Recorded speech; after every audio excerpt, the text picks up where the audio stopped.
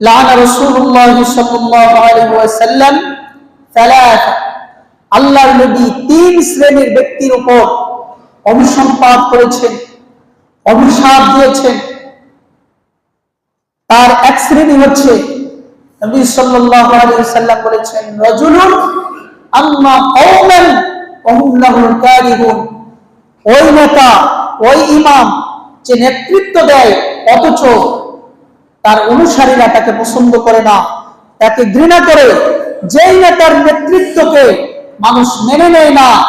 এই লোককে আল্লাহ নবী সাল্লাল্লাহু আলাইহি ওয়াসাল্লাম অভিশাপ দিয়েছেন। দুই নম্বরে প্রিয় নবী সাল্লাল্লাহু আলাইহি ওয়াসাল্লাম বলেছেন, ওয়া ইমরাআতুন বাতাত, ওই মহিলা, যেই মহিলা স্বামীর সাথে রাত্রি যাপন করে, ওয়া যাওজুহা সাফিতুন আলাইহা, অথচ সারা রাত স্বামী তার উপর ক্রোধান্বিত থাকে, রাগান্বিত অবস্থায় থাকে, ওই মহিলার প্রতি প্রিয় নবী সাল্লাল্লাহু আলাইহি ওয়াসাল্লাম অভিশাপ নাযিল করেছেন। নাম্বার 3, ওয়ারাজুলান সামিআন নিদা, ওই লোক, যে ব্যক্তি হাইয়া আলাল ফালাহ এই শব্দ শুনতে পায়, যখন মুয়াজ্জিন বলে, হে মানুষ, কল্যাণের দিকে আসো,